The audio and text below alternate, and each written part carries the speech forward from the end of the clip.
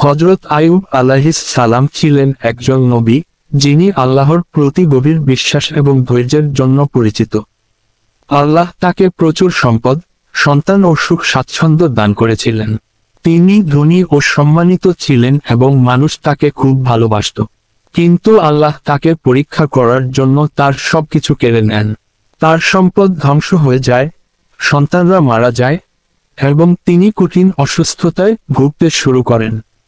শরীর এতটাই দুর্বল হয়ে পড়েছিল যে তার শরীরের অনেক জায়গায় ক্ষতের সৃষ্টি হয়েছিল।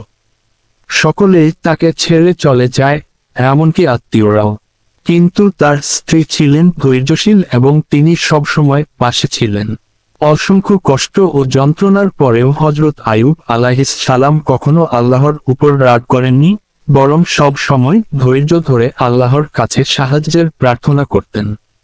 অনেক বছর কষ্ট সহ্য করার পর আল্লাহ তার ধৈর্য দেখে তার প্রতি করুণা প্রদর্শন করেন এবং তার সব কষ্ট দূর করেন।